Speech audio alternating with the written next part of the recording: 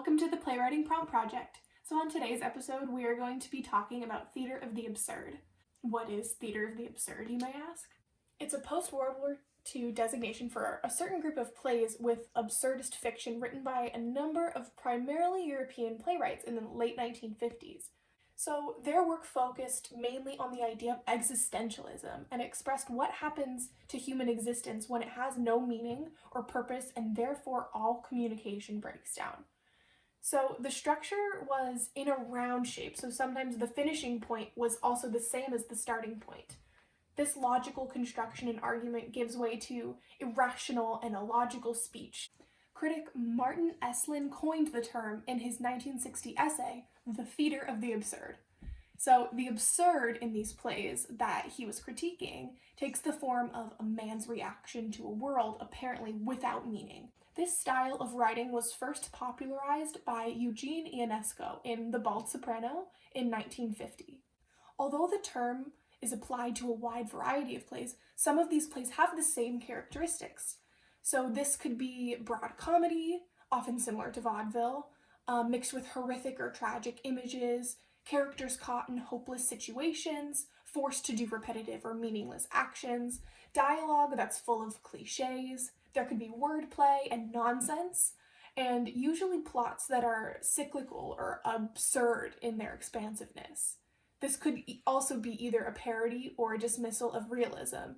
Some extremely important absurdist writers include Edward Albee, Samuel Beckett, Eugene Ionesco, and Harold Pinter.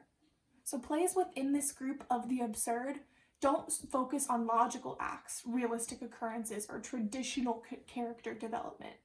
They instead focus on human beings being trapped in an incomprehensible world, subject to any occurrence, no matter how illogical.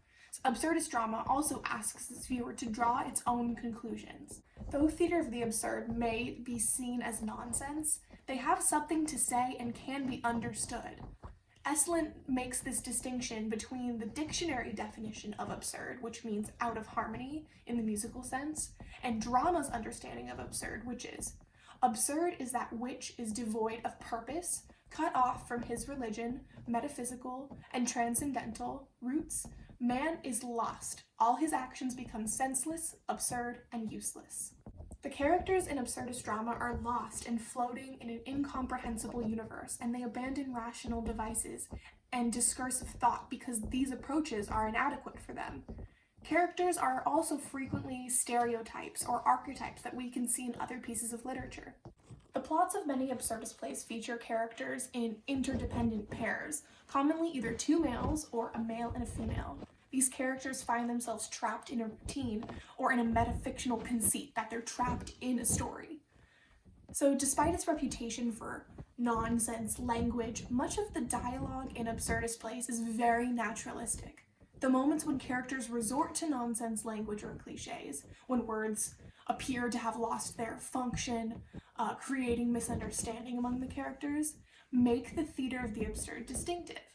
So language frequently gains a certain phonetic, rhythmical, almost musical quality, opening up a wide range of often comedic playfulness. And now, here is an example written by my dear friend Samuel Fisher Koropkin entitled The Gardener and the Rose. Rose stands in the middle of a meadow of dead grass. Gardener circles her. You know that's useless, right? Over loud lawnmower noises. What? You know how ugly you really are? What? Your existence is futile. Oh God, I can't keep this up. Please just stop. I can't hear you. I'm trying to mow the lawn. I don't love you.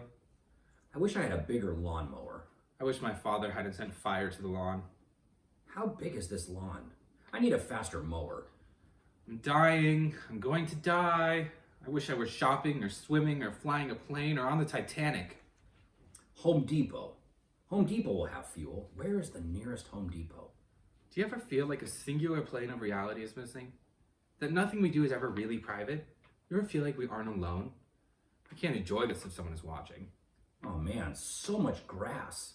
I want the Chevy XPJ 101 Extreme Cut Mowmaster for Christmas. Maybe it's Santa who's watching. Let him watch. He always watches.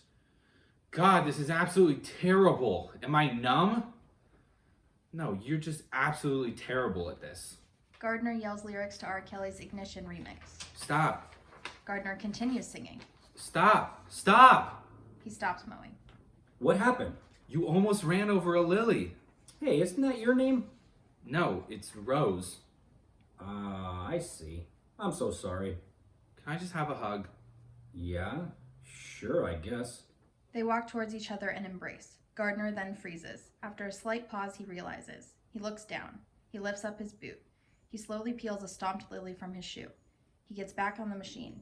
He circles the stage until audience and actor are uncomfortable. I hope you enjoyed my friend's work. Now you can try this at home. So first, reflect on the characters that you might want to write about. These are often stock characters or archetypes. Now think back to the gardener and the rose. The gardener and the rose had an interesting relationship while being stuck in the same place.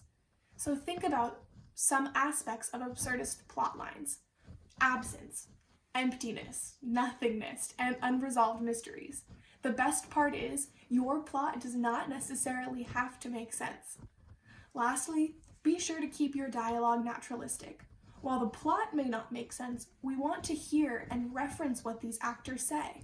So if you take all these things, mush them up together, you too can write your own short absurdist theater play. Good luck!